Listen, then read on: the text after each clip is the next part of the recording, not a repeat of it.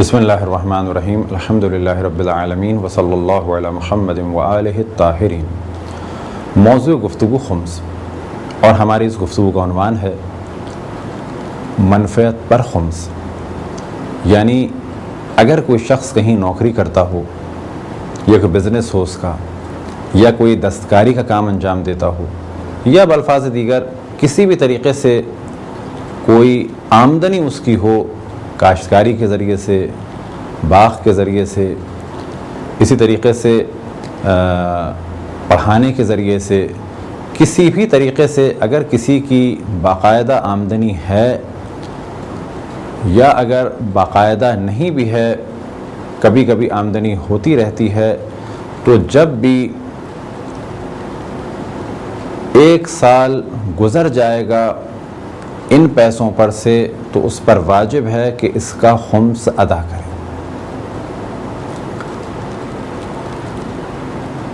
خمس کچھ چیزوں پر واجب ہے،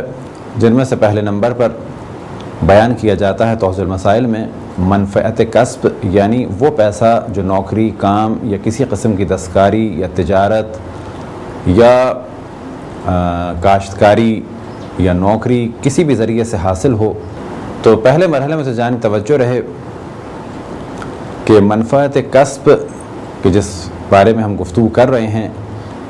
اس کا خمس نکلے گا 1 سال بعد، لیکن باقی جو چیزیں بیان ہوں گی بعد میں، ان کا خمس پہلے ہی جدا کرنا ہوگا، بشرط یہ کہ وہ چیزیں اپنے نصاب تک پہنچ جائیں،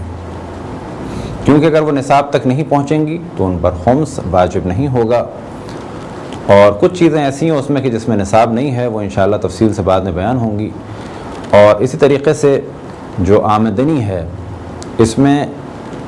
کسی قسم کا نصاب نہیں ہے کہ اتنی آمدنی ہو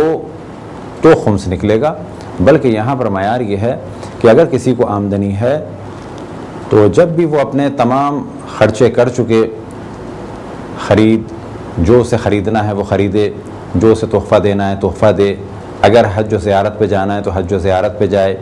اور جو جائز قسم کی، نارمل قسم کی تفریحات ہیں ان تفریحات کو انجام دے، جنہیں تحفہ دینا ہے تحفہ دے، اور جس قسم کے بھی جائز خرچے ہیں ان کو انجام دینے کے بعد 1 سال کے بعد اگر اس کے پاس کچھ بچے گا تو وہ سب کا سب نہیں، بلکہ اس میں سے 5واں حصہ خمس کے طور پہ دینا ہے۔ اور یہ ہم پہلے بھی بتا چکے کہ 5ویں حصے کو کہا جاتا ہے خمس۔ اب یہاں پر ایک سوال یہ ذہن میں آ سکتا ہے کہ 1 سال گزرنے کے کیا معنی ہے؟ تو پہلے مرحلے میں یہ توجہ دلائیں کہ خمس کا 1 سال جب کہا جائے، جب بھی فقہ میں، تو اس سے مراد ہے کہ ایک تاریخ کا کیا معیار ہے؟ تاریخ کا معیار یہ ہے کہ اگر کوئی شخص کماتا ہے یا بزنس کرتا ہے یا کوئی نوکری کرتا ہے یا کاشتکاری کرتا ہے، تو جس زندگی کے مرحلے میں بھی پہلی دفعہ وہ کماتا ہے، وہی اس کی آٹومیٹکلی تاریخ ہے۔ تاریخ کے بارے میں یہ کانسیپٹ جو عام طور پبلک میں پایا جاتا ہے کہ جب ہم چاہیں، جیسی چاہیں تاریخ آگے پیچھے کر لیں، تو پہلے مرحلے میں ذہن میں رکھیں کہ جب کسی شخص کو آمدنی ہوتی ہے وہ اس کی خود بخود تاریخ بن جاتی ہے۔ فرض کریں ایک شخص نے میڈیکل پڑھا، پڑھنے کے بعد اس نے نوکری کی، نوکری کے بعد اسے تنخواہ ملی۔ اب جب اسے تنخواہ ملی تو وہ 15 جنوری تھی اور 13 رجب تھی، فرض کریں، تو چاہے وہ 15 جنوری کو اپنی خمس کی تاریخ قرار دے، چاہے وہ 13 رجب کو اپنی خمس کی تاریخ قرار دے۔ اب اگلی 13 رجب تک یہ جتنا چاہے خرچہ کرے، جو کچھ اس کے پاس ہوگا اگلی 13 رجب کو اس میں سے اسے خمس نکالنا ہوگا، یا اگلی 15 جنوری تک جو کچھ اس کے پاس ہوگا اس میں سے اسے خمس نکالنا ہوگا۔ یعنی جو 15 تاریخ آئے گی، 15 تاریخ میں یہ حساب کرے گا اس کے پاس اس وقت کیا ہے۔ کیا ہے سے کیا مراد؟ اگر گاڑی ہے اور وہ استعمال کرتا ہے تو خمس نہیں نکالنا ہے۔ 2 گاڑیاں ہیں، 3 گاڑیاں ہیں، 4 گاڑیاں ہیں، اگر وہ استعمال کرتا ہے، اسے گھر والوں کے استعمال میں رہتی ہیں، خمس نہیں نکالنا ہے۔ اس نے گھر کا فرنیچر خریدا ہے، استعمال ہو چکا ہے، خمس نہیں نکالنا ہے۔ اسی طریقے سے اس نے برتن خریدیں اور مختلف گھر کی چیزیں خریدی ہیں اور اپنی شان کے مطابق گھر کو ڈیکوریٹ بھی کیا ہے، تو ان میں سے کسی چیز پر بھی خمس نہیں ہے۔ لیکن اگر اس نے کچھ چیزیں نئی لے کے رکھی ہوئی ہیں، ابھی استعمال بھی نہیں کی، اور 15 جنوری آ گیا یا 13 رجب آ گیا جو اس کی خمس کی تاریخ ہے، تو ان چیزوں پر سے اسے خمس نکالنا ہوگا۔ جو بھی ان چیزوں کی اس وقت مارکیٹ ویلیو ہوگی اس میں سے خمس نکالنا ہوگا۔ لیکن جو کپڑے اس نے پہن لیے ہیں، جو چیزیں اس نے استعمال کر لی ہیں، اس میں سے اسے خمس نہیں نکالنا ہے۔ کچھ چیزیں ایسی ہیں جس میں سے خمس نہیں نکالنا ہے، اس کا ذکر ہوگا انشاءاللہ۔ تو یہ تو تھا پہلا مرحلہ کہ کانسیپٹ کلیئر ہو جائے کہ خمس نکالنے کے معنی کیا ہیں اور خمس کی تاریخ کیسے مہیا ہو۔ لیکن اگر کوئی شخص کوئی کام نہیں کرتا اور اس دوران اسے کہیں سے کچھ مل جائے، تو اس شخص کے لیے، کیونکہ اس کی کوئی ماہانہ آمدنی نہیں ہے، کوئی اس کی ڈیٹ نہیں ہے، اسے جب بھی ملے گا تو پھر یہ حساب کرے گا 1 سال بعد تک اگر اس میں سے بچا ہے کچھ تو اس میں سے اسے خمس نکالنا ہوگا۔ خمس کی تاریخ کے معاملے میں خوئی ایک خاص چیز کو بیان فرماتے ہیں، وہ یہ کہ اگر کوئی شخص تاجر ہے، دکاندار ہے، اس کی مختلف آمدنیاں ہیں، تو وہ تو ایک اپنی خمس کی ڈیٹ رکھے گا، لیکن اسی کے ساتھ ساتھ اگر اسے فرض کریں کہیں سے کچھ مال ملا یا کوئی چیز ملی اور وہ اس نے الگ رکھ دی، تو وہ اس چیز کا حساب الگ بھی کر سکتا ہے۔ مثال کے طور پہ اس کی ایک ڈیٹ ہے، فرض کریں 15 شعبان، اس پہ وہ خمس نکالتا ہے، لیکن اسی دوران ایک اسے انویلپ ملا جس میں 3-4 لاکھ روپے تھے، وہ اس نے الگ رکھ دیا، اس پہ اس نے ڈیٹ لکھ دی کہ یہ مجھے ملا ہے فرض کریں 13 رجب کو یا 1 فروری کو،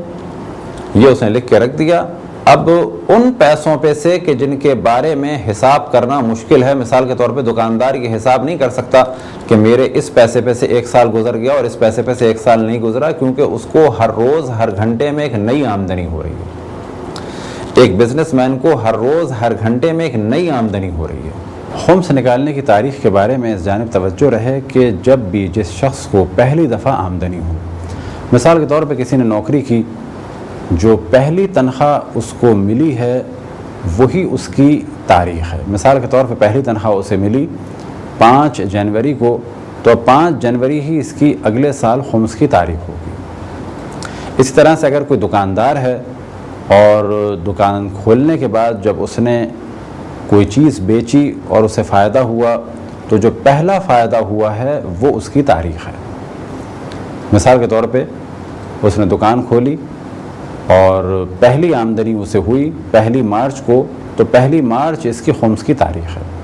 اور اگر 1 مارچ کو 10 ربیع الاول تھی تو 10 ربیع الاول اس کی خمس کی تاریخ ہوگی۔ اسی طرح سے اگر کوئی شخص کوئی دستکاری کرتا ہے تو دستکاری کا سامان بیچنے کے بعد جو اسے پہلی دفعہ آمدنی ہوئی، یا یہ کہ سامان پہلے چلا گیا، پہلی دفعہ جب اس کے پاس پیسے آئے تو جس تاریخ کو پیسے آئے ہیں وہی اس کی خمس کی پہلی تاریخ ہے۔ اور اب آئندہ سال اسی تاریخ پر وہ خمس ادا کرے گا،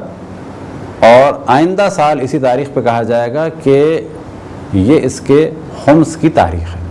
تو یہاں تک تو بات واضح ہو گئی کہ جو چیزیں انسان استعمال کر چکا ہے اور جو اس کی ضرورت کی ہیں، اسے فقہ میں کہا جاتا ہے معونہ، اور جو کچھ اس نے استعمال کیا اس پہ خمس نہیں ہے، اور جو کچھ اس کی ضرورت کی چیز ہے اور وہ استعمال کر چکا ہے، چاہے وہ باقی بچی ہوئی ہو، اس پہ خمس نہیں ہے۔ مثال کے طور پہ اسے ضرورت تھی ایک صوفے کی، اسی طرح سے کٹلری کی، کراکری کی، تو ان چیزوں پہ خمس نہیں ہے۔ جب بھی یہ گفتگو آتی ہے کہ خمس کن چیزوں پہ نہیں ہے، تو اسی میں کچھ چیزوں کا ذکر ہوتا ہے کہ جن میں سے سب سے زیادہ اہم ہے وہ جہیز جو لڑکی کے لیے جمع کیا جائے گا۔ تو یہاں پر ایک شرط ہی لگائی جاتی ہے، جن علاقوں میں جہیز جمع کرنے کی روش ہے اور وہ ماں باپ کے جو ایک ساتھ اپنی بیٹیوں کے لیے جہیز نہیں خرید سکتے اور جمع کرنا ان کے لیے ضروری ہے، تو یہ جمع کرنا بھی ان کی ضروریات میں سے ہے، اور جو کچھ انہوں نے جمع کیا وہ ان کا ماہانہ خرچہ مانا جائے گا، بشرط یہ کہ وہ چیز خرید کے رکھی گئی ہو، لیکن اگر اس کے لیے پیسہ رکھا گیا ہے تو وہ بچت مانی جائے گی اور اس پہ سے خمس دیا جائے گا۔ پر فرض کریں کہ کسی نے اپنی بیٹی کے لیے ایک عدد سونے کا سیٹ خرید کے رکھا، اور پھر اس کے بعد ایک دوسری بیٹی کے لیے سونے کا سیٹ خرید کے رکھا، تو ان دونوں پہ خمس نہیں ہوگا۔ لیکن اگر ان دونوں بیٹیوں کے لیے پیسہ بینک میں رکھا ہے تو یہ بچت مانی جائے گی اور اس پہ سے خمس دینا ہوگا۔ تو یہ تو ایک خاص فرق ہے جہیز کے لیے چیز رکھنے کے بارے میں اور جہیز کے لیے پیسے رکھنے کے بارے میں۔ اسی طریقے سے وہ پیسہ جو خاتون مہر کے طور پہ حاصل کریں اس پہ بھی خمس نہیں ہے۔ اب جب یہ کہا جاتا ہے کہ مہر کے طور پہ حاصل کریں تو سوال یہ کیا جاتا ہے کہ کیا 1 سال کے بعد بھی خمس نہیں ہے؟ تو جواب دیا جائے گا کہ جب بھی کہا جائے کہ اس چیز پر خمس نہیں ہے تو اس کے معنی یہ ہے کہ نہ 1 سال کے بعد خمس ہے اور نہ ہی اس سے پہلے خمس ہے۔ بس اگر کسی خاتون کو ان کے شوہر نے مہر دیا تو اس پر انہیں خمس دینا واجب نہیں ہے، چاہے وہ کتنی ہی مدت رکھا رہے۔ اسی طریقے سے اگر کسی مرد نے خاتون سے طلاق خلع کے بدلے پیسہ لیا ہے تو اس پر بھی خمس نہیں ہے، اور اسی طریقے سے میراث پر بھی خمس نہیں ہے۔ فرض کریں کسی کے والد کا انتقال ہوا، بچوں کو کچھ مال ملا والد کی جانب سے، تو اس پر خمس نہیں ہے، کہ معنی یہ ہے کہ اگر یہ پیسہ اولاد کو ملا اور یہ پیسہ ان کے پاس 1 سال سے زیادہ رکھا رہا تو اس پر خمس نہیں ہوگا۔ لیکن اگر باپ خمس ادا کرتا تھا تو ایسی صورت میں تو انہیں اب کچھ بھی ادا نہیں کرنا ہے، لیکن اگر باپ خمس ادا نہیں کرتا تھا اور بچوں کو علم ہے تو پھر اس میراث پہ سے جتنا واجب خمس ہے وہ ادا کرنا ہوگا، یعنی باپ کی جانب سے خمس ادا کرنا ہوگا۔ بس فرق کیا ہے کہ جو کہا گیا کہ میراث پر خمس نہیں ہے، تو یہ واضح رہے کہ جو کچھ بچوں کو ملا ہے اس پہ خمس نہیں ہے، لیکن یہاں پر خمس دینا ہے کس کی جانب سے؟ باپ کی جانب سے خمس دینا ہے، کیونکہ باپ خمس نہیں دیتا تھا۔ اور اگر باپ خمس دیتا تھا تو پھر یہ دیکھنا ہے کہ ان کی تاریخ جو خمس کی تھی اس وقت سے لے کر جو موت کے دن تک ان کا خرچہ تھا وہ مائنس ہوگا اور باقی پہ خمس دینا ہوگا۔ مثال کے طور پہ کفن دفن اور قبر کے لیے باپ کے پیسے نکالے گئے، اسی طریقے سے بیماری کا بل آیا وہ باپ کے پیسوں میں سے مائنس ہوگا، تو ان خرچوں کے علاوہ جتنا ہے اس پہ سے خمس دینا ہوگا، کیونکہ یہ جتنے بھی خرچے ہیں جس طرح سے باپ اپنی زندگی میں کھاتا تھا پیتا تھا اس پہ خمس نہیں تھا، اسی طریقے سے جو ان کی بیماری پہ لگا اس پہ خمس نہیں ہے، اسی طریقے سے جو ان کے کفن اور دفن پہ لگا اس پر بھی خمس نہیں ہے۔ ایک سوال یہ ذہن میں آتا ہے کہ اگر کوئی بچت کر کے پیسہ بچائے تو کیا اس پہ خمس ہے؟ تو جواب یہ ہے کہ بچت کر کے اگر اس نے پیسہ بچایا، بے شک اپنے بہت سارے خرچوں کو اس نے کم کیا، تو بھی اسے خمس دینا ہے 1 سال گزرنے کے بعد۔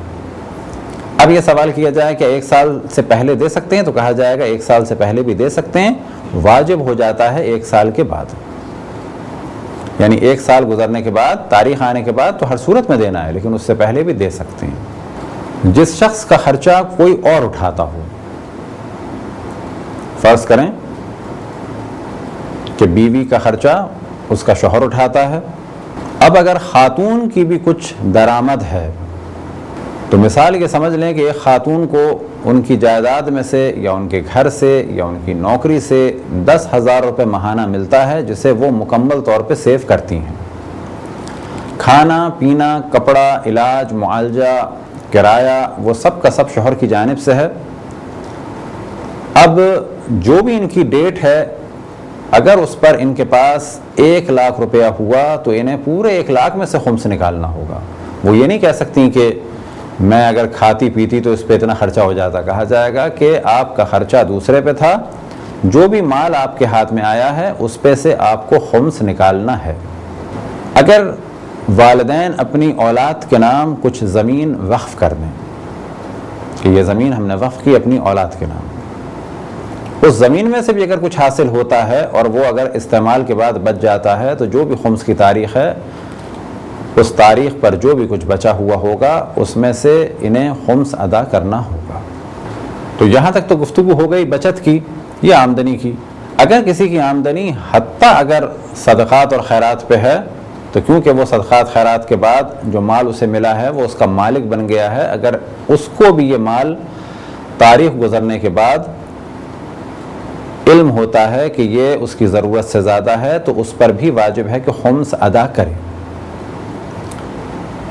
ایک خاص موضوع کی جانب توجہ رہے کہ ممکن ہے کہ بعض افراد ہمارے معاشرے میں ایسے ہوں کہ جن کی آمدنی بہت زیادہ ہو لیکن ان پہ خمس واجب نہ ہوا ہو. مثال کے طور پہ وہ 50,000 روپے ماہانہ کماتے ہیں اور ہر مہینے یہ 50 ان کے مکمل ختم ہو جاتے ہیں. تو ایسی صورت میں ممکن ہے کہ کچھ افراد ایسے ہوں کہ جن پہ خمس واجب ہی نہ ہوتا ہو اور جتنے ان کے اخراجات ہیں وہ پہلے ہی، جتنے ان کے پیسے ہیں وہ پہلے ہی خرچ ہو جاتے ہوں. ممکن ہے کہ ان پر خمس واجب ہو جاتا ہو کس صورت میں، کوئی گفٹ باقی بچ گیا جس کو انہوں نے استعمال نہیں کیا. تو یہاں پر یہ دیکھنا ہوگا کہ وہ کن کی تقلید میں ہیں، کیونکہ ہدیے پر یعنی گفٹ پر خمس نکالنے کے بارے میں کچھ مراجع کا فتویٰ ہے روایتوں کو مد نظر رکھتے ہوئے کہ خمس نکالنا مستحب ہے، اور کچھ مراجع فرماتے ہیں کہ خمس نکالنا واجب ہے. اگر کچھ بچے کا مال ہو، فرض کریں کہ ایک بچہ ہے اس کا کچھ مال ہے، اب چاہے یہ اپنا بچہ ہو اور چاہے یہ بچہ ایسا ہو کہ جو کسی شخص کی کفالت میں ہو، تو اتنی بات تو واجب ہے کہ بچے کو بھی خمس دینا ہے. تو یہاں پر سوال یہ پیدا ہوتا ہے کب دینا ہے، تو اسے اپنے بالغ ہونے کے بعد کہ جب عقل و شعور اس میں ہو تو اس پر واجب ہوگا کہ وہ خمس ادا کرے. اگر کسی کا اپنا بچہ ہے تو بہتر یہ ہے کہ وہ بچے کی جانب سے اس کے مال میں سے خمس نکالے، اور اس جانب بھی توجہ رہے کہ جو مال بچوں کو ملتا ہے وہ بچوں ہی کی ملکیت میں ہے، حتیٰ ماں باپ کے لیے بھی اس مال کو لینا جائز نہیں ہوگا مگر یہ کہ اس مال کو وہ بچوں ہی پہ خرچ کر دیں. مثال کے طور پہ جس طرح سے ہمارے یہاں بچوں کو عیدی ملتی ہے یا پیدائش کے وقت مال ملتا ہے تو وہ بچوں ہی کا مال ہے. اب اس مال کو ان کے دودھ پہ لگا دیا جائے، انہیں کپڑوں پہ لگا دیا جائے تو یہ اور بات ہے، لیکن اس مال کو ماں باپ لے لیں یہ کہہ کہ یہ ہمارا ہی بچہ ہے تو اس کی شریعت اجازت نہیں دیتی. بعض دفعہ لوگ کہتے ہیں کہ جی یہ مختصر سا مال اور ہم تو ان پہ اتنا خرچہ کر چکے، تو قانون ہے. فرض کریں اگر کسی بچے کو کوئی مال دے دے ایک بہت بڑی مقدار میں، مثال کے طور پہ 10 کروڑ روپے دے دے، تو یہاں پہ لوگ کہیں گے ہاں یہ تو بچے کا ہے. تو کہا جائے گا شریعت میں 10 کروڑ روپے کا مال ہو تو بھی اس بچے کا ہے اور 10 روپے کا ہو تو بھی اسی کا ہے. تو اس جانب توجہ رہے کہ بچوں کا بھی خمس ادا کرنا ہوگا اس کے ولی کو. تو یہاں پر دیکھنا ہے کہ آپ کس کی تقلید میں وہ کیا فرماتے ہیں، لیکن قطعاً جب بچہ بالغ ہوگا اور اسے علم ہو جائے کہ جو مال اس کے پاس ہے اس میں سے خمس ادا نہیں ہوا تو وہ اس کو ادا کرنا ہوگا. البتہ کب، کہ جب وہ بالغ بھی ہو جائے اور ساتھ میں رشید بھی ہو، یعنی بینکنگ وغیرہ کے مسائل سے اس حد تک آشنا ہو کہ نکال سکتا ہو، مال خرچ کر سکتا ہو، نفع و نقصان کو جانتا ہو، اتنا شعور ہو جائے اس میں تو اس پر واجب ہوگا کہ وہ خمس ادا کرے. تو اب تک تو ہماری گفتگو ہوئی اس مال کے بارے میں کہ جو خرچ ہو جائے تو اس پر تو خمس نہیں ہے. اب سوال یہ پیدا ہوتا ہے کسی نے بزنس ڈیولپ کیا تو جو آمدنی ہو رہی ہے اس پہ سے تو خمس نکال رہا ہے، لیکن جو زمین ہے کارخانے کی، جو بلڈنگ ہے، جو اس میں مشینریز ہیں، ایکوپمنٹس ہیں، کیا ان کا بھی خمس نکالنا واجب ہے؟ تو کہا جائے گا ان کا بھی خمس نکالنا واجب ہے. اب ایک سوال کے ذہن میں آتا ہے کہ اگر اس کارخانے کی مشینریز کا ہم خمس نکالیں یا کارخانے کا خمس نکالیں، یہ تو کارخانہ ہی بند ہو جائے گا. تو کہا جائے گا کہ شریعت کسی کو بھی مشکل میں نہیں ڈالتی. اگر کارخانے کے بند ہونے کا امکان ہے تو ایسی صورت میں تھوڑا تھوڑا کر کے نکالا جائے. جن کی آپ تقلید میں ہیں ان سے اجازت لیں اور جتنا آپ کے کارخانے کے لیے خطرے کا سبب نہ ہو اس مقدار میں نکال دیں. ایسی صورت میں آپ مال امام کے مقروض مانے جائیں گے اور پھر تدریجاً آپ اس قرض کو ادا کر دیں. تو نہ اسلام اس کی اجازت دیتا ہے کہ کسی کا کارخانہ بالکل ڈسٹرب ہو جائے, کسی کی دکان بالکل ڈسٹرب ہو جائے. مثال کے طور پہ کوئی کہے کہ میری دکان میں سامان ہے 2 لاکھ کا, کیا اس پہ خمس واجب ہے؟ تو جواب دیا جائے گا کہ ہاں آپ کی دکان کے سامان پر خمس واجب ہے. اب اس میں سے اگر کوئی 40,000 کا مال نکالے, اس کی دکان بالکل ویران سی ہو جائے گی, تو کہا جائے گا کہ اگر آپ کی دکان ڈسٹرب ہوتی ہے اس 40,000 خمس نکالنے سے, تو ایسی صورت میں آپ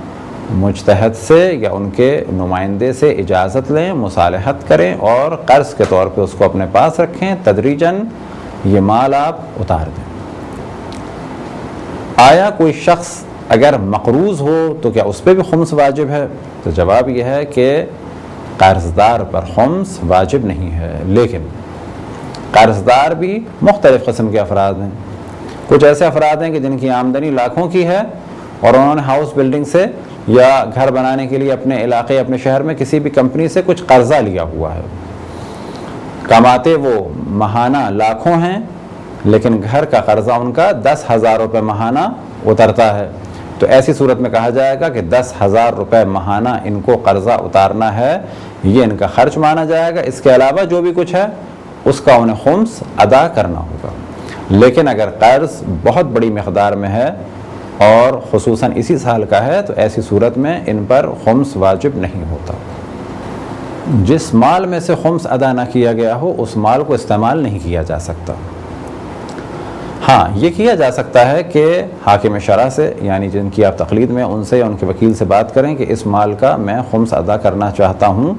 آپ مجھے اسے استعمال کرنے کی اجازت دیں, اور اس خمس کا میں مقروض ہوں اور اس قرض کو میں اتار دوں گا. تو ایسی صورت میں اس مال کو استعمال کیا جا سکتا ہے. اب ایک سوال یہ پیدا ہوتا ہے کہ جو چیز ہے, فرض کریں کہ ایک ساڑی آپ کے پاس بچی ہے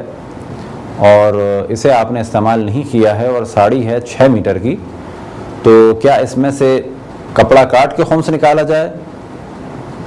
یا اگر کسی کے پاس 5 کلو کوئی کھانے کی چیز بچی ہے تو کیا اس میں سے 1 کلو دی جائے؟ تو کہا جائے گا چاہے آپ کپڑا کاٹ کے خمس نکال دیں,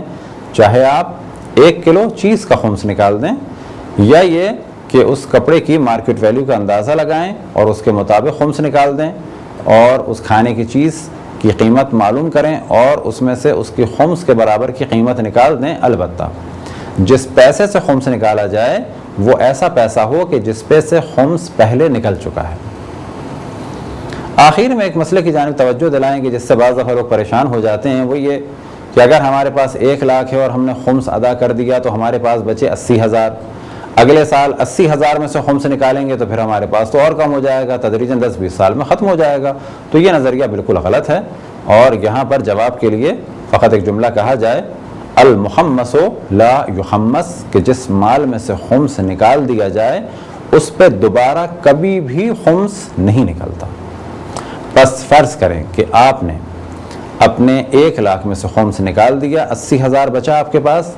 اس 80,000 کو آپ نے کسی بزنس میں لگا دیا, اور پھر آپ کو جو منافع ہو رہا ہے تو اس منافع پہ تو خمس نکلے گا اگر وہ آپ کی ڈیٹ تک بچا, لیکن اس 80,000 پہ سے اب دوبارہ کبھی بھی زندگی بھر خمس نہیں نکلے گا. یہ تھے چند مختصر سے مسائل منفعت کسب کے بارے میں, یعنی جو آمدنی ہوتی ہے اس پہ کس طرح سے خمس نکالا جائے. اب اگر کسی کو مزید مسائل پیش آئیں اور انشاءاللہ ہماری ویب سائٹ لانچ ہو گئی اور سوال جواب کا سلسلہ ہوا تو آپ بے شک لکھ کے سوال فرمائیں, ورنہ آپ کے علاقے میں جو بھی عالم دین ہے ان سے آپ سوال فرمائیں. اور آج کے دور میں تو ایک بہت بڑی آسانی ہو چکی ہے, اور وہ یہ کہ مختلف مراجع عظام کی ویب سائٹس ہیں اور سب کے یہاں ترجمے کی سہولت ہے, لہٰذا اور آپ جن مرجع کی بھی تقلید میں ہیں ان کی آفیشیل ویب سائٹ پہ لکھ کے بھیج سکتے ہیں, جو جواب آئے اس پر آپ عمل کریں. ایک سوال یہ ذہن میں آ سکتا ہے کہ وہ پیسہ کہ جو تحفے تحائف میں خرچ ہوا اس کا کیا حکم ہے؟ تو یہ ذہن میں رکھیں کہ جو پیسہ تحفے تحائف میں خرچ ہوا وہ بھی اگر ضروری تھا تو اس پر خمس نہیں ہے, لیکن اگر وہ تحفہ کہ جو کسی شخص نے دیا اپنی حیثیت سے بہت زیادہ دیا, مثال کے طور پہ جہاں 1000 یا 10,000 کی چیز دینی چاہیے تھی اعزاء میں، رشتہ داروں میں، وہاں پر کوئی شخص فرض کریں گے جی حیثیت ہے اس کی 10,000 کی اور 10 لاکھ کا تحفہ دے دے، اپنے آپ کو مشکل میں ڈال دے، اپنا سب کچھ اس طرح سے لٹا دے، یا بہت زیادہ قیمتی تحفہ دے دے جو اس کے اسٹینڈرڈ کے مطابق نہ ہو، تو اس میں سے بھی اسے خمس دینا ہوگا، یعنی یہ اس کی ضرورت نہیں مانا جائے گا۔ اسی طریقے سے جو پیسہ حرام کاموں میں لگایا، فرض کریں کہ کسی نے سال بھر میں لاکھوں روپے خرچ کیے کھانے پینے میں، آنے میں، جانے میں، حج میں، زیارت میں، شادیوں میں، گاڑی کے پیٹرول، مرمت، گھر کے لیے، نوکروں کے لیے، ان میں سے کسی پر بھی خمس نہیں ہے۔ لیکن اگر اس نے کبھی فرض کریں کہ کسی میوزیکل پروگرام کے لیے 50,000 روپے دیے، تو یہاں کہا جائے گا کہ وہ پیسہ جو آپ نے 1000 میں دیا اس کا خمس ادا کریں، اس کا خمس دینا ہوگا۔ یا یہ کہ کسی رقص و موسیقی میں خرچ کیے یا معاذ اللہ شراب میں خرچ کیے، تو وہ ضرورت نہیں مانا جائے گا۔ ان ساری چیزوں کا بھی خمس ادا کرنا ہوگا، اور جب خمس ادا کیا جائے گا تو ہمیشہ اس پیسے میں سے خمس ادا کیا جائے گا کہ جس کا خمس ادا کیا جا چکا ہے۔ یہ تھے چند مختصر سے اور سادے سے مسائل۔ اگر ان کے علاوہ دیگر مسائل کے بارے میں آپ کو پوچھنا ہو تو انشاءاللہ اگر ہماری ویب سائٹ پر یہ سلسلہ ہوا تو آپ سوال کریں، انشاءاللہ جواب دیا جائے گا اگر ممکن ہوا، کیونکہ جوابات دینے کا سلسلہ بہت زیادہ مشکل ہے، اس کے لیے پوری ٹیم بٹھانی پڑتی ہے، سوال کرنے والے بہت ہوتے ہیں، جواب دینے والے کم ہوتے ہیں، سوال کرنا بہت آسان ہوتا ہے، جواب دینا بہت مشکل ہوتا ہے۔ لیکن ایک دوسرا سلوشن ہے کہ آپ جن کی بھی تقلید میں ہیں، جن مرجع کی بھی تقلید میں ہیں، ان کی ویب سائٹ موجود ہے، اور آپ حضرات جو بھی آپ کو سوال پیش آئے ان کی ویب سائٹ پر لکھ کر بھیج سکتے ہیں، اور تقریباً ہر ویب سائٹ پر یہ آپشن ہے کہ آپ کون سی زبان جانتے ہیں، اور آج کل اگر کسی ویب سائٹ پہ آپشن نہ بھی ہو تو گوگل وغیرہ میں ترجمہ کر کے بھیجنے کا سلسلہ آسان ہے۔ لہذا جو بھی مسئلہ پیش آئے اگر انشاءاللہ ممکن ہوا تو آپ کی خدمت میں اس کا جواب دیا جائے گا، اور اگر ممکن نہ ہو تو آپ حضرات جن مرجع کی آپ تقلید میں ہیں ان کے دفتر لکھ کر جواب حاصل کر سکتے ہیں۔ خداوند تبارک و تعالیٰ سے دعا ہے کہ بحق محمد و آل محمد ہمیں اپنے رسول، اپنی حجتوں،